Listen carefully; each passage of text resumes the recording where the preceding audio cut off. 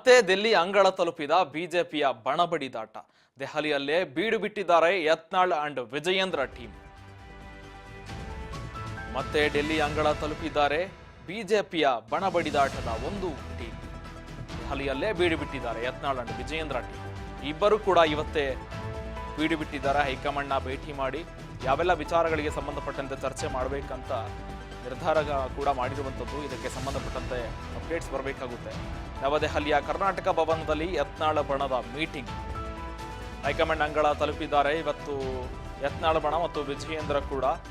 ಇಬ್ಬರೂ ಕೂಡ ಈಗ ದೆಹಲಿಯ ಹೈಕಮಾಂಡ್ ಮುಂದೆ ಹಾಜರಾಗಿದ್ದಾರೆ. ಮೊನ್ನೆಯಷ್ಟೇ ವಿ ಸೋಮಣ್ಣ ಮತ್ತು ಸೋಮಣ್ಣ ನಿವಾಸಕ್ಕೆ ಪೂಜೆ ನೆಪದಲ್ಲಿ ಬಂದಿರುವ ಯತ್ನಾಳ್ ಟೀಮ್ ಇವತ್ತು ದೆಹಲಿ ನಿವಾಸದಲ್ಲಿ ಕೇಂದ್ರ ಸಚಿವ ವಿ ಸೋಮಣ್ಣ ಅವರ ನಿವಾಸದಲ್ಲಿ ಪೂಜೆ ಇದೆ ಅನ್ನುವ ಕಾರಣವನ್ನಿಟ್ಟು ಇವತ್ತು ದೆಹಲಿ ತಲುಪಿದ್ದಾರೆ. ಹೀಗೆ ಅಂತಿಮ ಹಂತ ತಲುಪ್ತಾ ಇದೆ ಬಿಜೆಪಿಯ ಬಣಬಡಿದಾಟ.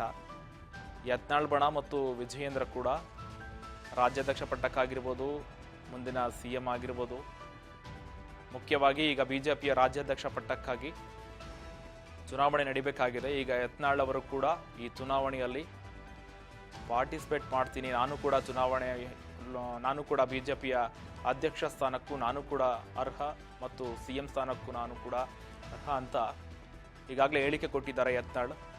ಈಗ ಫೆಬ್ರವರಿ 10ಕ್ಕೆ ಇದಕ್ಕೆ ಸಂಬಂಧಪಟ್ಟಂತೆ ಅಂತಿಮ ತೀರ್ಮಾನ ಕೂಡ ಹೈಕಮಾಂಡ್ ಮಾಡ್ತಾರೆ. ಫೆಬ್ರವರಿ 10ರೊಳಗೆ ಏನಂತ ತೀರ್ಮಾನ ಆಗಬೇಕಾಗಿದೆ.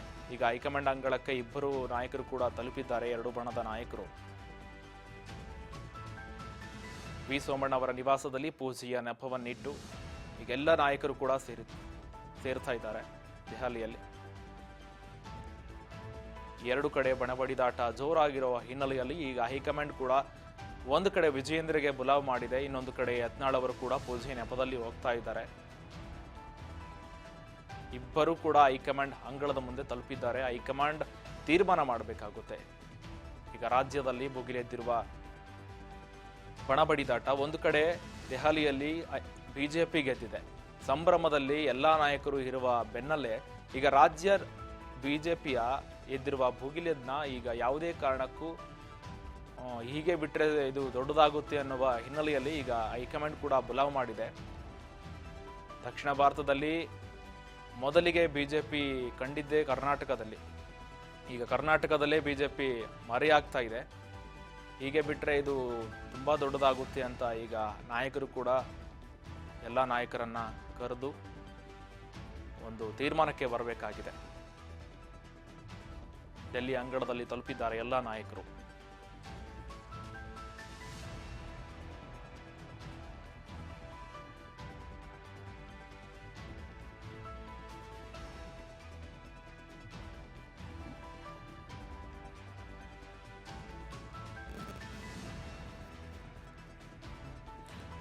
ಇವತ್ತು ಮತ್ತೆ ಕೂಡ ಡೆಲ್ಲಿ ಅಂಗಳ ತಲುಪಿದ್ದಾರೆ ಬಿಜೆಪಿಯ ಬಣಬಡಿದಾಟದ ನಾಯಕರು. ದೆಹಲಿಯಲ್ಲಿ ಬೀಡು ಬಿಟ್ಟಿದ್ದಾರೆ ಯತ್ನಾಳ್ ಅಂಡ್ ಟೀಮ್. ಎರಡು ಕಡೆಯಿಂದ ಜಿದ್ದಾಜಿದ್ದಿನ ಕಾಳಗ ನಡೀತಾ ಇದೆ. ಈಗ ಹೈಕಮಾಂಡ್ ಅಂಗಳ ತಲುಪಿದ್ದಾರೆ. ವಿ ಸೋಮಣ್ಣ ನಿವಾಸಕ್ಕೆ ಪೂಜೆಯ ನೆಪದಲ್ಲಿ ಯತ್ನಾಳ್ ಟೀಮ್ ಒಂದು ಕಡೆಯಾದರೆ ಈಗ ದೆಹಲಿಯಲ್ಲಿ ವಿಜೇಂದ್ರ ಕೂಡ ಬೀಡು ಬಿಟ್ಟಿದ್ದಾರೆ. ಅಂತಿಮವಾಗಿ ಈ ಹೋರಾಟಕ್ಕೆ ಫೆಬ್ರವರಿ 10ಕ್ಕೆ ಶುಭ ಸುದ್ದಿ ಸಿಗಲಿದೆ ಎಂದಿದ್ದಾರೆ ಕೂಡ ಯತ್ನಾಳ್. ನೋಡಬೇಕಾಗುತ್ತೆ ಯಾವೆಲ್ಲ ಶುಭ ಸುದ್ದಿ ಸಿಗುತ್ತೆ ಅಂತ. ಈಗ ಯತ್ನಾಳ್ ಟೀಮ್ನಿಂದ ಮತ್ತೊಂದು ದೆಹಲಿ ದಂಡಯಾತ್ರೆ ಶುರುವಾಗಿದೆ ಅಂತಲೇ ಹೇಳ್ಬೋದು. ಇನ್ನೇನು ಕೆಲವೇ ದಿನಗಳಲ್ಲಿ ನಿರ್ಧಾರ ಆಗಲಿದೆ ವಿಜಯೇಂದ್ರ ಭವಿಷ್ಯ ಮತ್ತು ಯತ್ನಾಳ್ ಭವಿಷ್ಯ. ರಾಜ್ಯಾಧ್ಯಕ್ಷಕ್ಕಾಗಿ ವಿಜಯೇಂದ್ರ ಮುಂದುವರಿಸ್ತಾರಾ ಅಥವಾ ಹೈಕಮಾಂಡ್ ಏನಾದರೂ ಬೇರೆ ನಿರ್ಧಾರಗಳನ್ನು ಕೈಗೊಳ್ತಾರಾ ಅಥವಾ ಹೊಸ ನಾಯಕನನ್ನು ತಂದು ಕೂರಿಸುತ್ತಾ ನೋಡಬೇಕಾಗುತ್ತೆ ಯಾವೆಲ್ಲ ನಿರ್ಧಾರಗಳನ್ನು ಹೈಕಮಾಂಡ್ ಮಾಡ್ತಾರೆ ಅಂತ. ಅದೇ ರೀತಿ ಇಂದು ಹೈಕಮಾಂಡ್ ನಾಯಕರನ್ನ ಭೇಟಿ ಆಗ್ತಾ ಇರುವ ವಿಜಯೇಂದ್ರ ಕೂಡ ಯಾವೆಲ್ಲ ವಿಚಾರಗಳಿಗೆ ಸಂಬಂಧಪಟ್ಟಂತೆ ಚರ್ಚೆ ಮಾಡ್ಬೋದು ಅಂತ ನೋಡೋದಾದ್ರೆ, ಈಗ ರಾಜ್ಯದಲ್ಲಿ ಹಿರಿಯ ನಾಯಕರೆಲ್ಲರೂ ಕೂಡ ತನ್ನ ವಿರುದ್ಧ ಹೇಳಿಕೆಗಳನ್ನು ಕೊಡ್ತಾ ಇದ್ದಾರೆ. ರಾಜ್ಯ ಹಿರಿಯ ನಾಯಕರಾಗಿರ್ತಕ್ಕಂಥ BY ಯಡಿಯೂರಪ್ಪನವರು ಕೂಡ ವಿರುದ್ಧ ಹೇಳಿಕೆ ಕೊಡ್ತಾ ಇದ್ದಾರೆ. ಎಲ್ಲ ವಿಚಾರಗಳಿಗೆ ಸಂಬಂಧಪಟ್ಟಂತೆ ವಿಜಯೇಂದ್ರ ಈಗಾಗಲೇ ಮಾಹಿತಿ ತಲುಪಿಸಿದ್ದಾರೆ ಹೈಕಮಾಂಡ್ ನಾಯಕರ ಅಂಗಳದಲ್ಲಿ.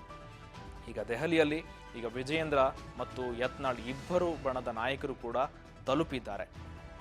ಇದಕ್ಕೆ ಸಂಬಂಧಪಟ್ಟಂತೆ ಇನ್ನೇನು ಫೆಬ್ರವರಿ 10ಕ್ಕೆ ಶುಭ ಸುದ್ದಿ ಬರುತ್ತೆ ಅಂತ ಯತ್ನಾಳ್ ಕೂಡ ಒಂದು ಕಡೆ ಹೇಳ್ತಾ ಇದ್ದಾರೆ.